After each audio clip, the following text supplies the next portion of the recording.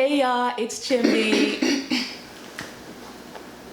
My credit card. Hi, what are you doing here? Well, you've been ignoring me. So Ignoring I just thought you? What? No, I have just had so much going on. I have been like crazy busy. You wouldn't believe it. Because it kind of seems like you've been at the beach. Yeah, no, I am. Yeah, I am at that beach a lot. No, yeah. But when I am there, I am thinking about you. And I'm always like, I should call or text. For sure. No, like you're on my mind. So you're gonna pay me then? Oh, yes. Like what? No, of course. Yes, of course. No. Yeah, for sure. Yeah, no. Yeah. No.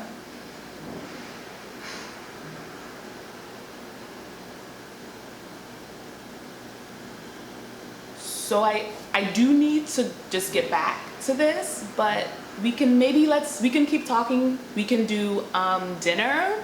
I can get us some Uber Eats maybe. You don't want to use the groceries that I got you? I do not. Okay. Well, yeah. I mean, it's just due soon. Okay. Well, I'll just see you soon. Yeah. Okay. I'll see you soon. Okay. Goodbye. All right. Thank Okay. you. Goodbye. Okay. Goodbye. Okay. Goodbye. Okay. Thank you. Bye. Golly. Hey y'all, it's Chimney. So I had a friend reach out to me. She's also a creator here on YouTube. She was thinking about accepting an offer for a full-time job. I've also debated getting a full-time job as I'm growing my coaching business because I thought I would really appreciate having that steady income, having health insurance, having coworkers again. But whenever I would really sort of get serious, not only would I self-sabotage, I would ultimately get so anxious about the process and the experience that I would end up not moving forward. And so I actually wrote down a list of some of the things that came up for me when I was like, all right, let's actually go from circling in my head to actually looking on paper about what's going on. And I want to share them with you in case you're also in the spot of maybe having quit your full-time job and wondering if you should take another one. You're the person who kind of keeps quitting jobs and keeps going back thinking it's going to be different this time, only to quit again. If you are a creator and you're thinking about returning to having your creativity be the side gig that you do while you work full-time, I just want to give you these reflections and see if they resonate with you. So let me know in the comments if any of them do. Before we get there though, I want to thank my Patreon people. I usually thank them at the end, but I love y'all and I appreciate y'all. So I want to thank y'all right now. The first thing that came up for me when I started thinking about getting a full-time job again was worthiness. So I have a lot of stories that I've told myself about working full-time. A big one is that who I am and my value as a human being is tied to how well I do in my job. And often that means that I'm overworking. I work really hard. I'm really intense. When I got my first job at a nonprofit as an intern, the compliment I wanted the most was that you're a rock star, Chimney. Like that's all I wanted was for my managers and my supervisors to be like, wow, she's so great. And for me to really go above and beyond and be so impressed with me. This was in part because I wanted to climb the ladder. I really was chasing titles when I first started off. Also, I had that thing in me where I wanted to help people and I thought that was why I was here. I thought the world was in a state and God was like, Chimney, I'm gonna need you to pop in and fix some things because things have turned sideways. And I was like, okay, God, I got you. Let me go in and fix the mess you've made. I'd always do way more than they asked, which meant going beyond my job description. And I think that's cute and that's great, but ultimately you are doing more than you were asked to do and not being paid for it because they didn't ask you to do all that. So for me, it's like I can't get mad that I'm doing all this extra stuff and not being compensated when no one asked me to do all that, you know? And I know that's tied to worthiness. I know that's tied to me trying to prove how smart I am and how good I am and what a value add I am to the organization and hoping they'll recognize me and hoping they'll praise me. I thought if I did well in this role, if I received the praise from my managers and the money that came with it, that would fill the hole in my heart that was left from the childhood trauma. And as you all know, if you have had that experience, it doesn't work. So I was that person who kind of went above and beyond. And I also think nonprofit work, which is the main work I've done in my career, is the kind of work that attracts people who have that kind of energy of like, I'm gonna sacrifice myself for this job. And speaking of worthiness, another story I've told myself has been around pay. And the story has been, I am not being paid enough. Like that's the story. I think that's in part because I worked in the nonprofit space and I had this belief system that being in nonprofit meant that I shouldn't expect to get paid more entrepreneur. And that was the trade-off I was making. I was like, you can't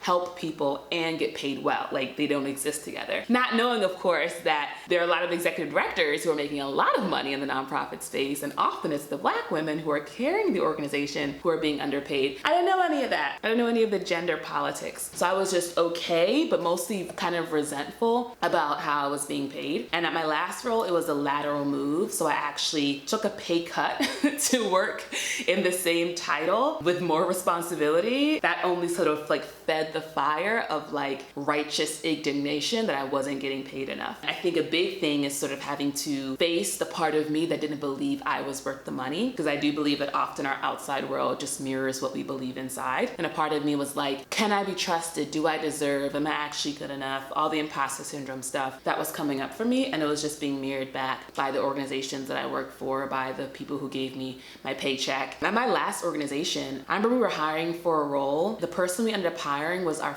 fourth pick, because the first 3 people saw that salary and said, no, I deserve better. And the person who eventually got the role obviously saw the salary and said, okay. One of the reasons I was thinking about getting a job is because being an entrepreneur, building my coaching business, having a bunch of credit card debt, because a girl still likes to take trips, that was stressing me out, you know? Not enough to not do it, but enough to be like, dang, am I really on a beach right now? Like, and so I was like, it would be much better if you could afford this lifestyle truly and not be putting it on your credit card, and getting a job would help with this feeling of stress. But when I really thought about it, and I mentioned this on my Coaching by Chimdi live, I did it a couple days ago, I mentioned how sometimes we think that it's the situation that we're in that's causing a feeling of fear or anxiety or stress. But often we'll find that the anxiety is old. The situation might be new, but the anxiety is old. And so when I was thinking about like, oh, I'm so stressed right now, let me get a job, I was like, but wait, do you remember how you felt when you had a job? Like, you literally were just smoking weed just to convince yourself that the email you were sending out wasn't like the end of the world. Like, that's how much pressure you put on the work you were doing. It wasn't about the job. It was the anxiety that already lived in your body anyway. And so realizing that made me realize like, oh, I'll just bring whatever energy I already have in me that hasn't been healed to the new job. Nothing's gonna really change. The other thing I wrote down here was humility. So I keep mentioning the 6 heart virtues: compassion, appreciation, humility, understanding,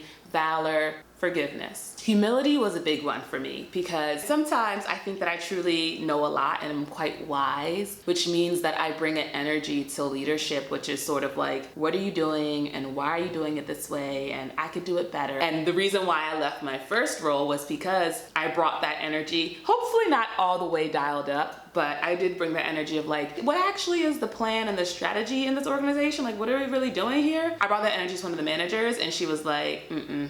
And then I quit, because I was like, if you can't answer my questions, you know there's no strategy and there's no plan. But of course,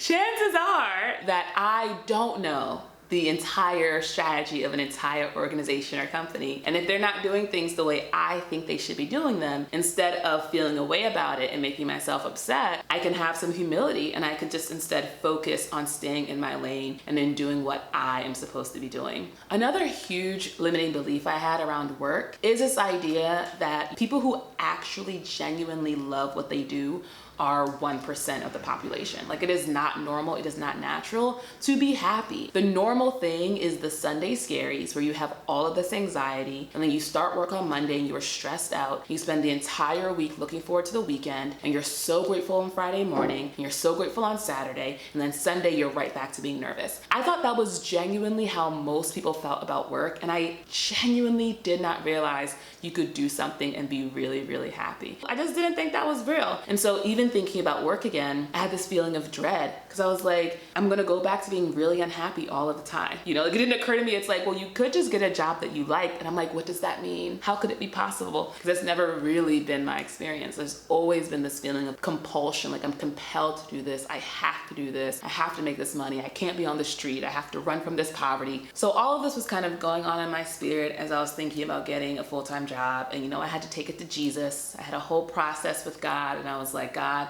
ultimately, I know and I genuinely love being a coach and being a creative coach and supporting other artists and helping them show up consistently and authentically in their own voice the way they want to, doing new things. Like, it makes me so happy and I love it. But on some level, I didn't really believe that I could do it. And so I took it to Jesus and I was like, God, can we make this happen? And God was like, I got you, Chimdi, I got you. And I was like, you promise, you got me, God? God was like, I promise. I was like, you promise? Like, I promise.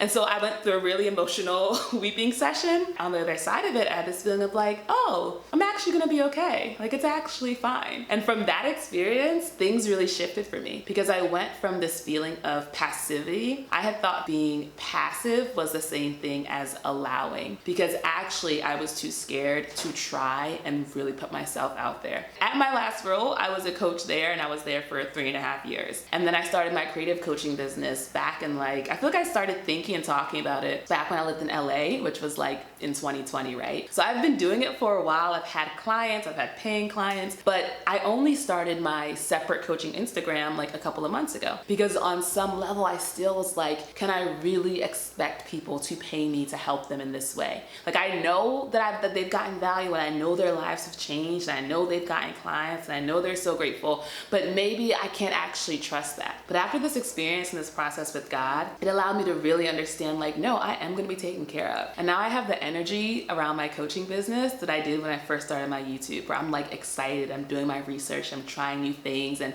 I'm engaging and I'm like hiring coaches and hiring support. And one of the things that I really was like, oh no, is that I was like, oh, I'm going to end up having to move back in with my sister in Maryland. So I had this thought process that was like, oh no, I'm going backwards, I'm failing. Anyone who's looking at me for inspiration, they're going to be let down. They're going to be like, Chimdi isn't making it. And what I realized is all of this process of me figuring it out and like getting on the training wheels and just like bit by bit growing, that is the juice. That is what makes the final end of the story where I have all the millions and I'm so successful and this and that. It's gonna be even more satisfying and successful because you all will have seen in real time how I went and through all these ups and downs. And what I love about YouTube is that I have people who have been with me for years and years and years. So they saw me when I was just starting out. It really takes like this day after day after day after day commitment, and it's only after years and years and years do you look back. There are people who want to start a YouTube channel, they may look at me now and be like, wow, I'd love to have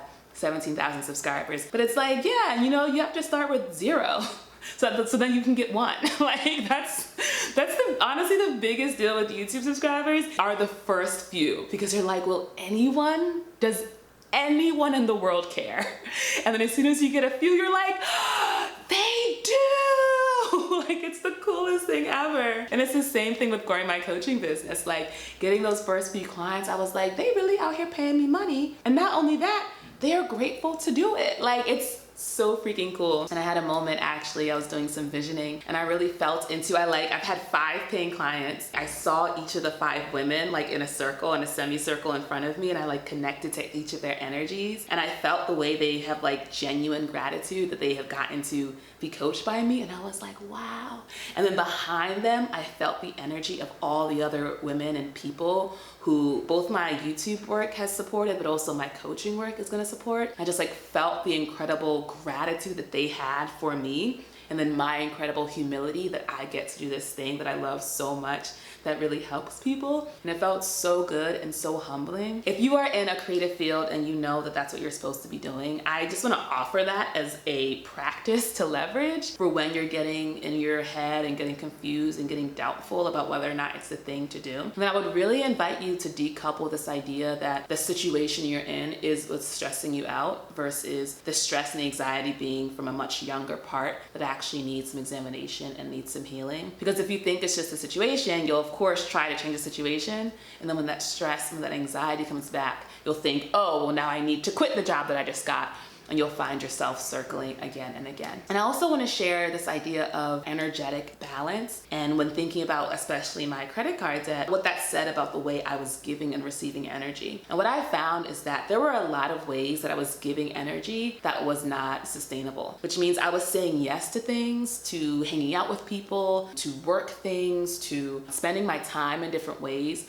that I didn't really want to be doing, but I felt this obligation and I felt this fear that I had to say yes. So I was giving all this energy out while simultaneously not asking for any help and not asking for any support and then not getting it. I was reading this book by Caroline Myss called Anatomy of the Spirit, and she invites you to look at all of your challenges in life as energetic challenges. And it was that invitation that had me look around like, oh wait. And so I know a big thing for me is to accept support and accept help. I'm really excited because I got a new coaching person, and she has already helped out. I did like a free challenge with her, and it was so helpful in just like these 3 hours. And I'm looking at staying with my sister instead of it being this like, oh no, I'm going backwards thing. Instead of it being like, oh wow, I'm letting myself receive the support of living rent free. Though I do have a free month of remote year, I got it as a gift because I have referred so many people to remote year using my referral code, which is to say that we always have options, and it really just comes down to the story we're telling ourselves about all of our different options. I hope you enjoyed this video. I'll see y'all later. Bye.